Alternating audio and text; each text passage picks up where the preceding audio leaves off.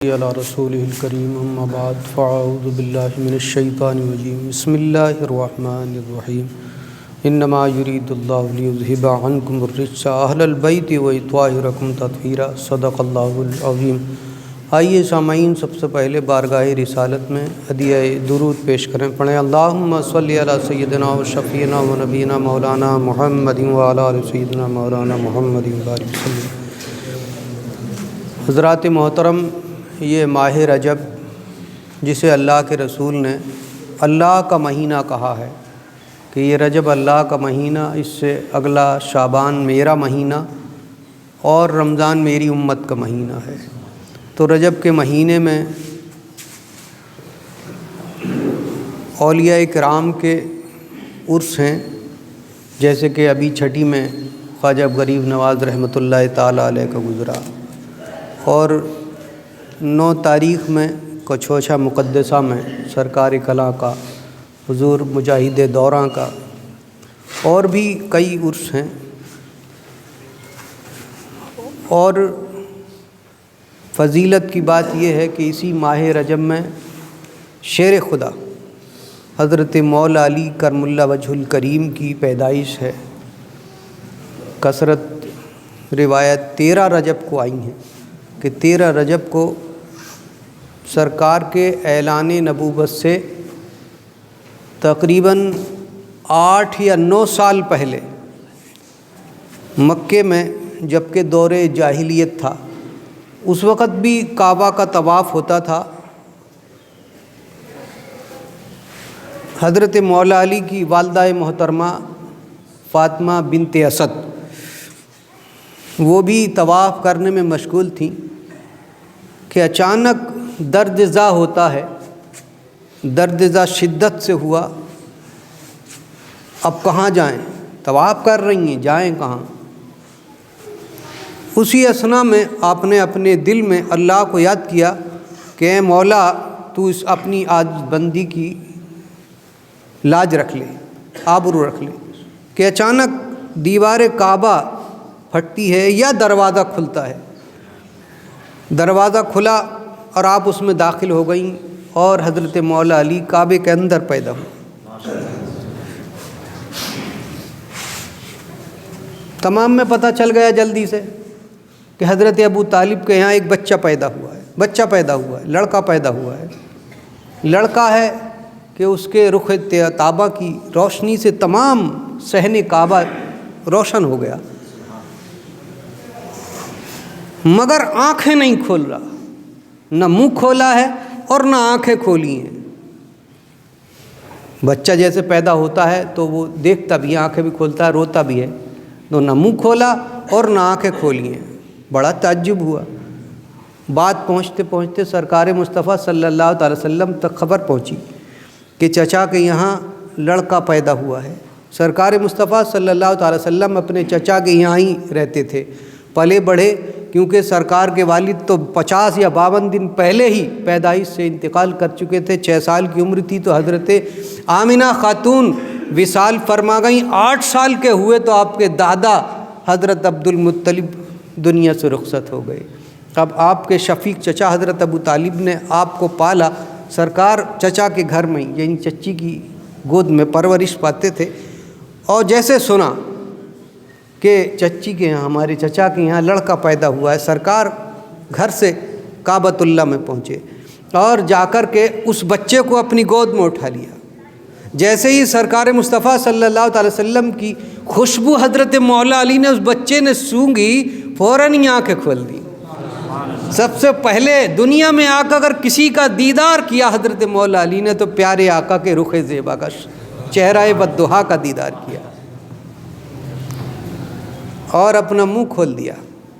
ابھی نہ آنکھیں کھولی تھیں نہ منہ کھولا تھا، اب سرکار کو دیکھتے ہی آنکھیں بھی کھول دیں اور منہ بھی کھول دیا۔ جیسے ہی منہ کھولا، سرکار نے اپنی جیبھ ان کے منہ میں لعاب دہن ڈال دیا۔ لعاب دہن اپنا سب سے پہلی چیز اگر منہ میں گئی تو سرکار کا لعاب دہن، اگر سب سے پہلے کسی چیز کو دیکھا تو چہرہ مصطفیٰ کو دیکھا۔ یہ حضرت مولا علی کی پیدائش کے سب تو اپنے اپنے گھروں میں پیدا ہوتے ہیں، اور حضرت مولا علی کیسی شخصیت ہیں، کیسے اعلیٰ پایا عظمت والے ہیں کہ پیدا ہوئے تب اللہ کے گھر میں اور شہادت پائی تو اللہ کے گھر میں۔ جامع مسجد دمشق، کوفے کی جامع مسجد میں آپ نے شہادت پائی تہجد کے وقت میں، جب کہ تہجد پڑھنے کے لیے جا رہے تھے۔ گھر آئے، سرکار مصطفیٰ صلی اللہ تعالیٰ علیہ وسلم نے اپنی گودی میں کھلایا،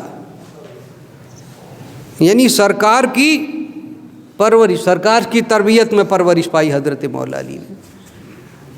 ابھی چھوٹے ہی تھے، 8 یا 9 سال کا سن تھا کہ سرکار مصطفیٰ صلی اللہ تعالی وسلم پر وحی نازل ہوئی اور آپ نے اعلان کر دیا، اپنی نبوت کا اعلان کر دیا۔ تمام مکے والوں کو، جو قریش کے سردار تھے، بڑے بڑے سرداروں کو اپنے یہاں مدعو کیا، بلایا اپنے گھر میں، اور اللہ کا وہ پیغام سنا دیا کہ اللہ ایک ہے، اسی نے کائنات کو پیدا کیا، اس کے سوا کوئی لائق عبادت نہیں۔ اللہ نے مجھے اپنا نبی بنایا ہے، میں اس کا نبی ہوں، اس کا رسول ہوں، مجھ پر اپنا کلام نازل فرمایا ہے، وحی کے الفاظ سنا دیے۔ پورا گھر بھرا ہوا تھا، کسی نے کچھ نہیں کہا، سناٹا، پوری محفل میں سناٹا۔ دوسری مرتبہ پھر سرکار نے یہ الفاظ دہرائے، مگر کسی نے کچھ نہیں کہا۔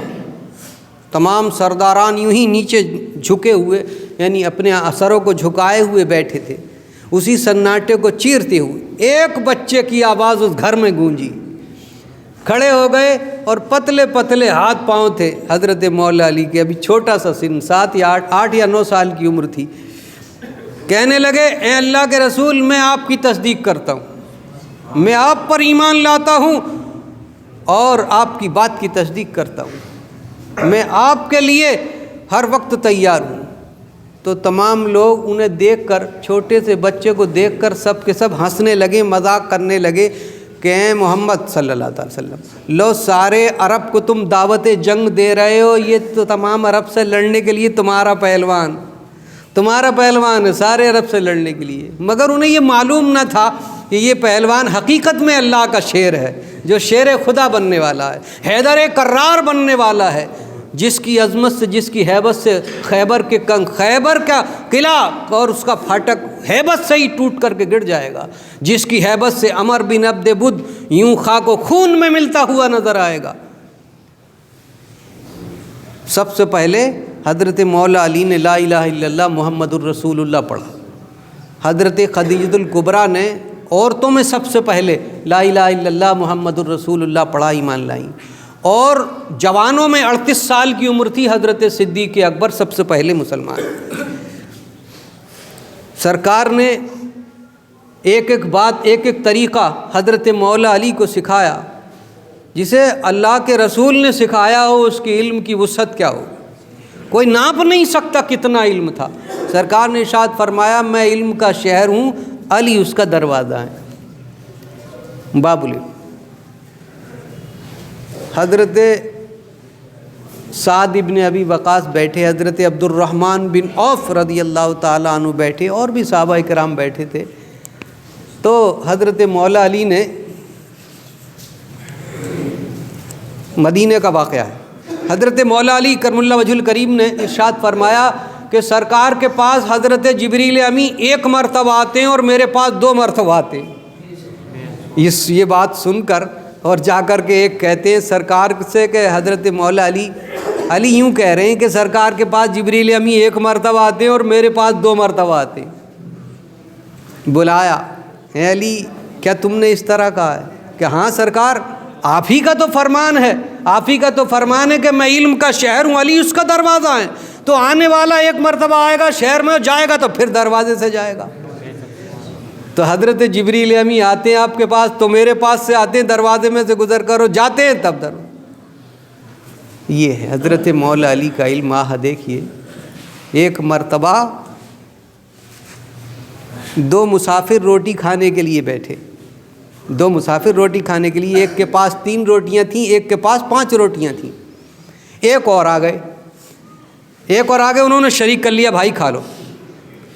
تو وہ کھانے کے بعد میں اس مسافر نے، جو بعد میں آیا تھا، اس نے 8 درم دے دیے، 8 درم دے دیے کہ لو آپس میں بانٹ لیے۔ تمہاری دونوں کی روٹیاں تھیں، کیسے کہتی تھی تم بانٹ لی۔ تو اس نے 3 درہم والے نے کہا کہ بھائی آدھے آدھے ہوں گے، دیکھو اس میں سے 4 تم لے لو 4 میں لے لوں۔ تو انہوں نے کہا 5 روٹی جن کی تھی کہ بھائی میری 5 تھیں تمہاری 3، تم 3 لے لو میں 5 لے لوں۔ یہ مقدمہ حضرت مولا علی کے دربار میں پہنچ گیا کہ ہمارا فیصلہ فرما دو، میری 5 تھیں ان کی 3 تھیں اور کہہ رہے ہیں آدھے آدھے پیسے ہوں گے، میں 3 دینے کے لیے تیار ہوں، 3 تم لے لو 5 میں۔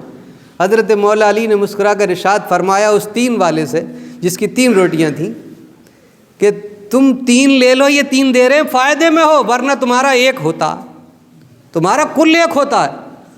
حیرت میں پڑ گئے، کہا کہ سرکار چلو جو دینا نہ دینا وہ الگ بات ہے، مگر سمجھا دو کہ 1 کیسے ہوتا۔ تو آپ نے ارشاد فرمایا کہ 8 روٹیوں کے 3 ٹکڑے کرو، 24 ٹکڑے ہو گئے۔ اب اس 24 ٹکڑوں کو 3 آدمیوں نے تم نے کھایا، کتنے 8 کھا لیے، تمہاری 3 روٹیوں کے کتنے ہوئے 9 ٹکڑے ہوئے، 1 بچا، تمہارا 8 تم نے کھا لیے 1 بچا، 8 انہوں نے کھائے، ان کے 15 ٹکڑے ہوئے، 5 روٹیوں کے 15 ٹکڑے ہوئے، تو کتنے ہوئے ان کے 7 ٹکڑے، اور تمہارا 1 ٹکڑا کھایا، اس لیے 1 تمہارا ہوتا ہے اور 7 ان کے ہوتے۔ دیکھیے انصاف، دیکھیے حضرت مولا علی نے ریاضی، علم ریاضی اس انداز سے بتا دیا کہ آج بھی لوگ حضرت مولا علی کے ریاضی کو پڑھتے ہیں، سمجھتے ہیں، ایسے فیصلے صادر فرمائے جو کہ آج بھی ریاضی داں حیرت میں پڑ جاتے ہیں۔